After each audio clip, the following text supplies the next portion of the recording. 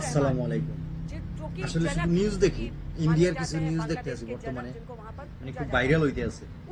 মানে এরা যে শুরু করছে মনে হয় কি বাংলাদেশটা আগে, মানে এরা শেখ হাসিনার পক্ষে আছে, হ্যাং ত্যাং, মানে ওই জায়গায় যারা সাপোর্ট করে অন্য অন্য ছাত্র বা বিএনপি বা জামাত শিবির এগো যারা সাপোর্ট করে, মানে এগো কথাই কইতে দিতে আছে। যাও এগো কথা না কইতে দেখ সমস্যা না, কিন্তু দেশ আমার দেশের জনগণ আমি, দেশের সরকার কি করবো না করবো সেটা জনগণের ব্যাপার, বা বাংলাদেশের জনগণ বুঝবে, বাংলাদেশের মানুষ বুঝবে। এইটা লইয়া ইন্ডিয়া এত তেলাতালি শুরু করছে কে? এটার কাহিনী দেখি ইন্ডিয়ার এই জায়গায় লাভ লসটা কি? দেশ তো দিয়ে দিছে, সব দেশে যা ছিল সব তো দিয়েই দিছে। মানে হাসিনা থাকলে ওরা যেটুক চায় ওটুকেই পায়, পুরো দেশটাই অগমত ওরা চালায়। হাসিনার নিজের বুদ্ধিতে কিন্তু দেশ চালায় নাই, দেশ চালাইছে মোদির বুদ্ধিতে। আর মোদি যা কইছে সবই দিছে। ইলিশ মাছ আমরা খাইতে পারতাম না, ও ট্রান্সফার করে দিছে। ও হইলো ইন্ডিয়ার মানুষের সস্তা ইলিশ মাছ খায়, আমার দেশের ইলিশ মাছ, আর আমি খাই দাম দাম দিয়ে। আর আমার রিক্সাওয়ালা ভাই, আমার দিন মজুর ভাই, আমার কৃষক ভাই ইলিশ মাছ খাইতে পারে না। আর আজকে ইলিশ মাছ সস্তা। তো মানে ইন্ডিয়া এমন একটা দেশ, আর ইন্ডিয়া এমন একটা জিনিস চাইতে আছে, মানে ওরা চাইতে আছে শেখ হাসিনারে আবার ক্ষমতায় আনবে, আবার ওরা লুটপাট করে খাইবে, আবার অগজে বেকার ভাই বেরাদার আছে ইন্ডিয়ান যে নাগরিক যারা আছে, এরা বাংলাদেশে ঢুকে আবার লুটপাট, আবার বাংলাদেশের মানুষের শেষ করে আবার মনে করেন লয়ে যাইবে।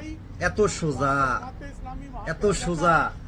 একবার যখন নাম সোজ আর কি দাঁড়াই তেরবি মনে হয়, এত সোজা না।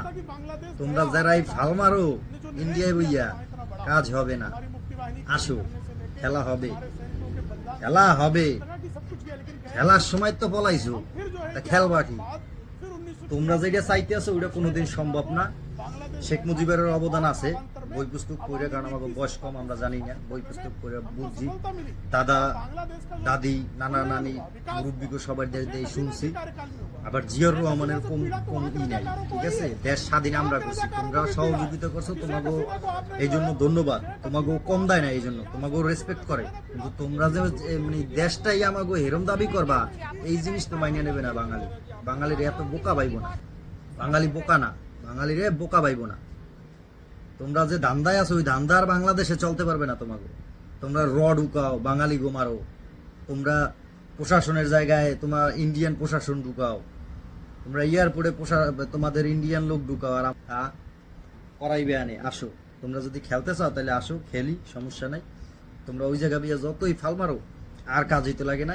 যাই হোক, ইন্ডিয়ার ব্যাপারে আসলে একটা ভিডিও দেখে মাথাম তো গরম হয়ে গেছে, এই জন্য আর কি ভিডিওটা দিলাম। যাই হোক, কেউ কিছু মনে করেন না। তো সবাই ভালো থাকেন, সুস্থ থাকেন। আল্লাহ হাফেজ। বাংলাদেশ জিন্দাবাদ।